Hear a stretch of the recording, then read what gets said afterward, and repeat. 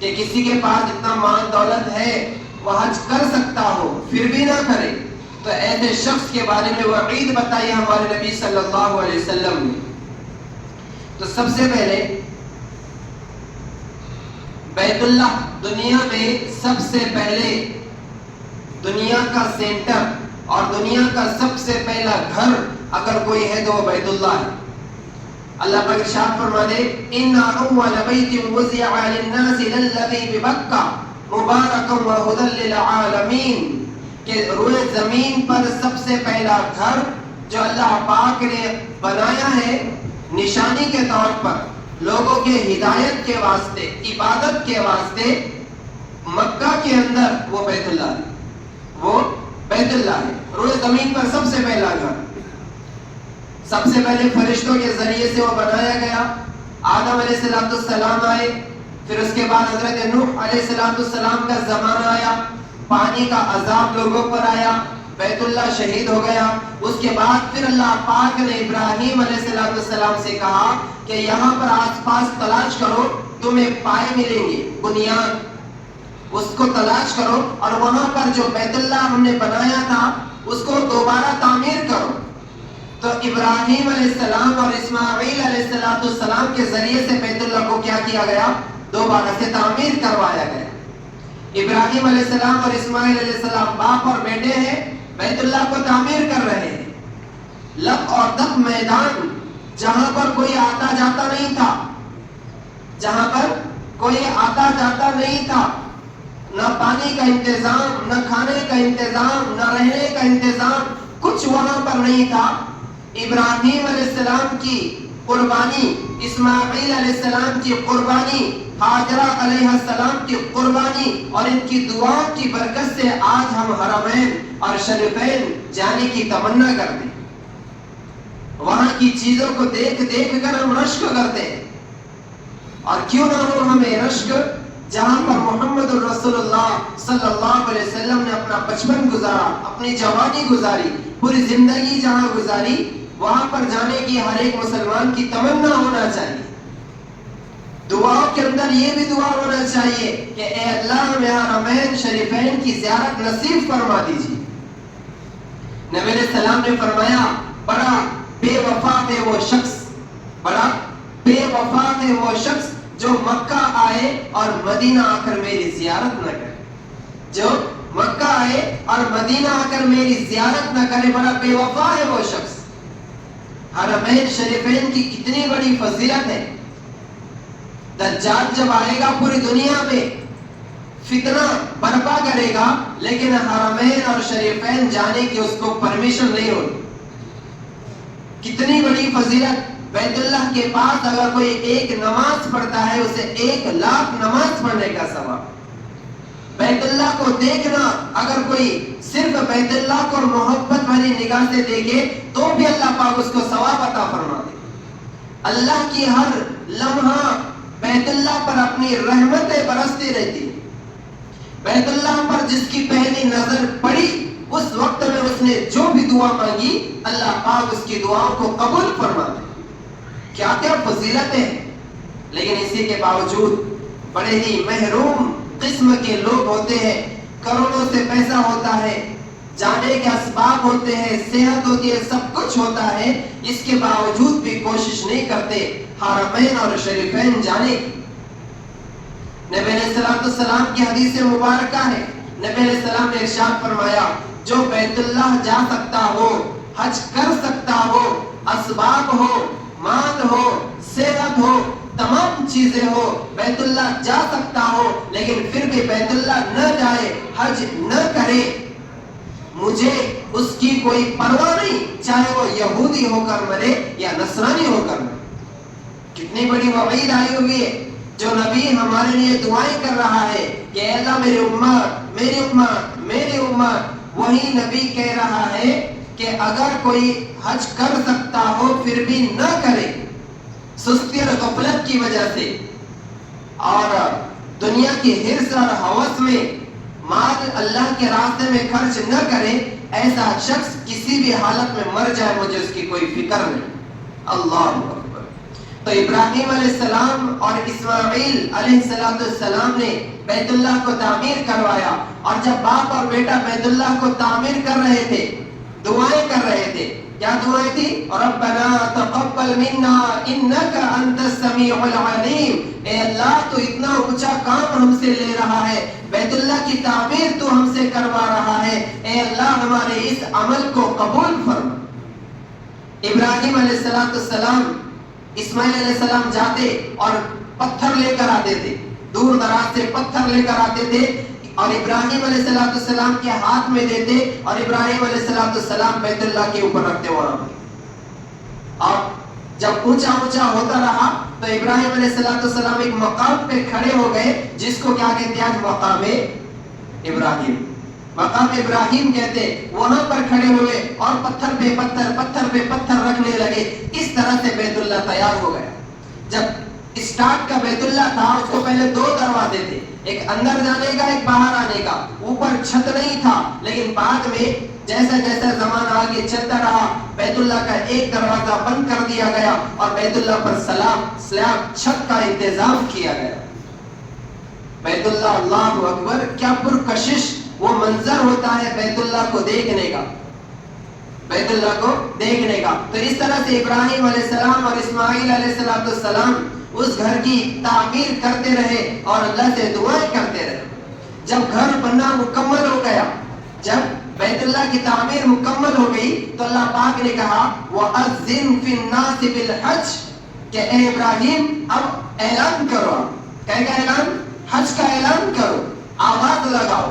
ابراہیم علیہ السلام کہنے لگے اللہ یہاں تو کوئی بھی نہیں ہے، یہاں تو کوئی بھی نہیں ہے، میری آواز زیادہ کر کہاں تک جائے گی؟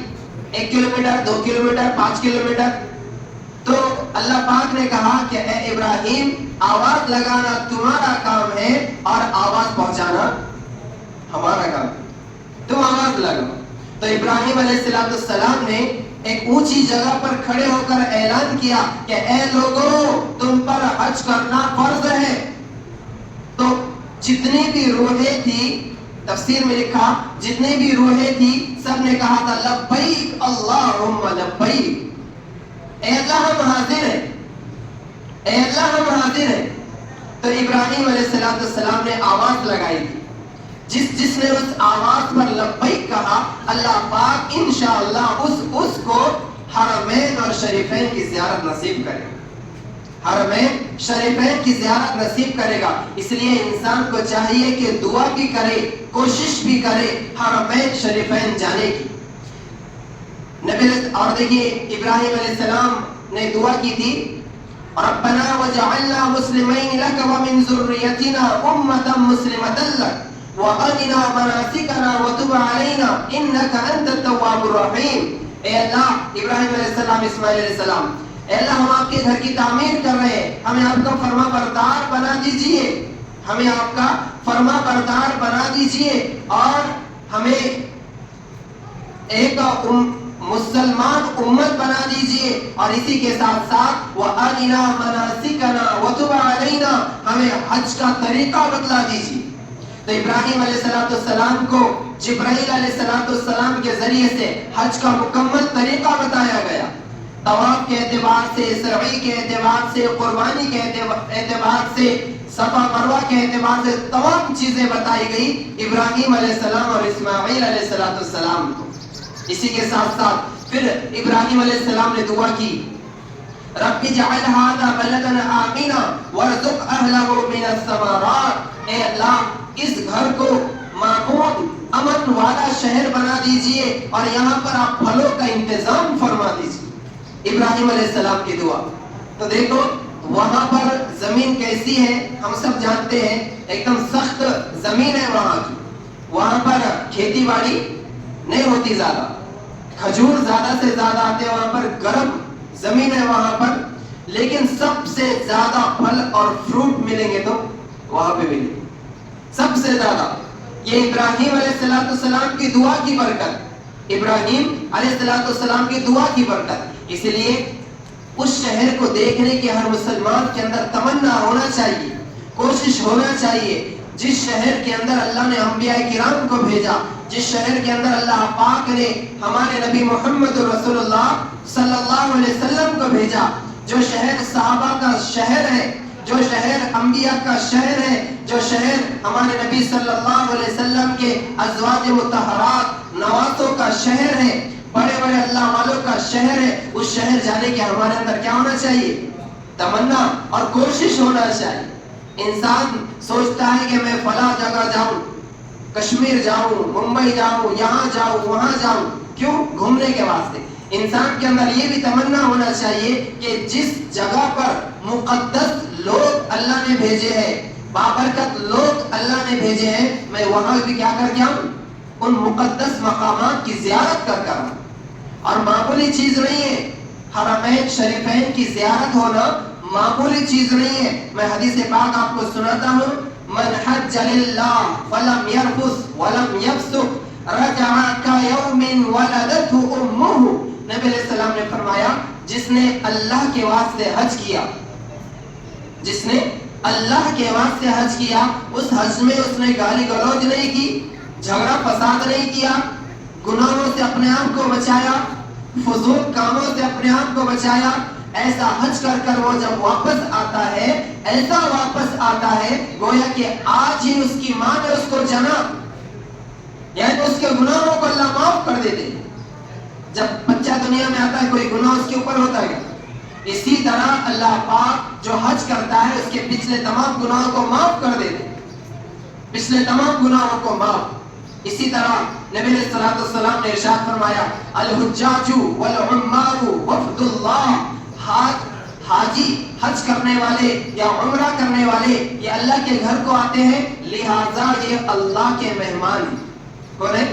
یہ اللہ کے مہمان ہیں۔ ان دعوہ اجابہ، جب یہ ہاتھ اٹھاتے ہیں اللہ پاک ان کی دعاؤں کو قبول فرماتے ہیں۔ وَإِنْ اسْتَغْفَرُوهُ غفر لہ، اور جب یہ استغفار کرتے ہیں، گناہوں سے معافی طلب کرتے ہیں، اللہ ان کے گناہوں کو معاف کر دیتے ہیں۔